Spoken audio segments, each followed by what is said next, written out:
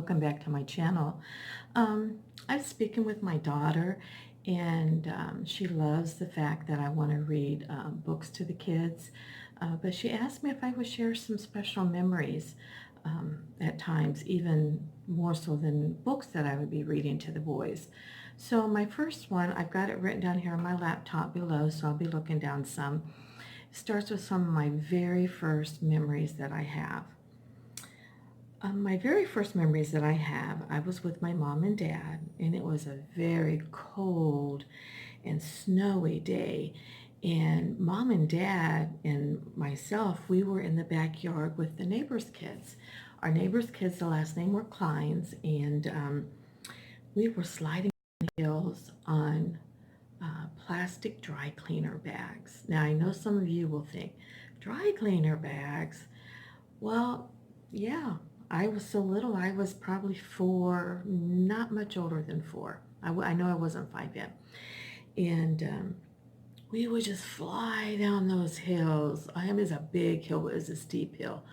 I'm sure now that if I look back on it, it wouldn't be that large. But oh, the excitement of sliding down, and just hearing the laughter and the fun that we were all having. Um, it just felt magical. My nose was cold, and my lungs were so cold, and they were tingling. It was so cold. As I breathed in from all the laughter and the squealing and the screaming that we were doing.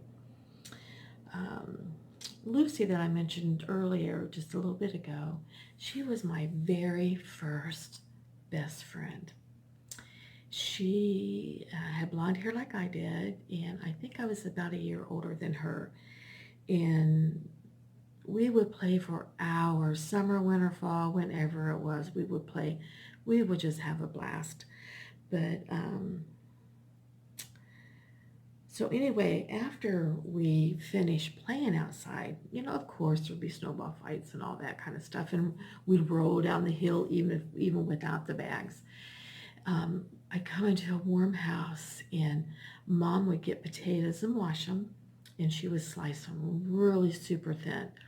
I'm telling you, Isaac, you need to do this. You love cooking. You would love this. She would slice them so super thin, almost like a potato chip. And she'd put it on top. We had a coal stove, heating stove. And she'd put it on top of the coal stove. Of course, the top would be all cleaned off and stuff. And she would fry those on top of the stove. And I would crawl on my daddy's lap, and he would get a book out. And of course, I would look at the pictures, and he would read to me. And wow, Grandpa Chester's in heaven. I was very blessed to have Grandpa Chester as my daddy. So anyway, we didn't have a big house, but our home was full of laughter and full of love. Um, we had a white picket fence in the front yard, and there was a tree. And I remember there was flowers growing under a big picture window. Now, mind you, I was 4 years old, so it probably wasn't that big. Um, it was a white block, like stucco-like block home, painted white. I take back, I don't remember if there was stucco on it or not, but it was a home that as soon as you walked in, you felt love. With a huge hill in the back, even in the summertime. Oh my goodness. I remember rolling down the hill with Lucy and Lucy's brothers. And I wish Lucy was alive to hear this, because she's not with us anymore. She passed away in a horrible accident. But I had so much fun with her. I have such special memories of her. My brother at that time was just a young toddler, and when we would play out on the snow, I'm sure he was asleep in his crib, bundled up, and mom would go in and check, because it was right in our backyards. I mean, it was a very small yard. I mean, it was like a little piece of flat, and straight down in the back. He was so cute. Isaac, Mackay, and Zeke. This is Uncle Bart I'm talking about. Big, tall Uncle Bart, who was the Air Force guy, lives out in California. He was a little chubby baby and had such beautiful brown hair, and he just, everybody just loved him. Just loved him. I loved him. Um, I was older, of course, but I loved showing him books and different things, and I'm sure he doesn't remember. That's okay. I do. Um, I remember my mama. My mama always wanted a clean home. You know Grandma Ree. Her house is always clean when you go see her. She always wants to feed you when you go in, and that's how she was when she was a young lady. I know you boys see Grandma Ree as older. She's in her mid 70s, going towards her late 70s. And but Grandma Ree was and still is beautiful. But boy, she at one time was like Sarah's age. When she was Sarah's age, I was already almost 3 years old. And she was a wonderful mommy to me. I remember many times she'd be in the kitchen doing dishes, looking out the kitchen window, and she'd be singing and humming, and um, I'd say something to her as she had me at the table sitting, and she'd turn around with that beautiful smile of hers and just smile and tell me she loves me and wanted to make sure I was okay, and that whatever snacks she gave me, make sure I still had enough snacks so she could finish cleaning her kitchen up. Daddy, my grandpa, or your grandpa Chester, he was a hard worker. He worked two jobs. I can only remember one when I was little. I remember a little when I got a little older, he got a different one, but at this time I only remember he worked at Gatton Rocks in a nursery down by Lucas, Ohio. He loves trees and he loved flowers, and I bet he is just having a fabulous time in heaven now, seeing all of the beautiful stuff there. He would love where you guys are living at in Haiti. He would love your trees and that big giant tree that you guys got there, and got a bunch of trees and the palm trees, and oh, Grandpa Chester would love to see you boys climb a tree and just watch you guys. He would just love that. Um,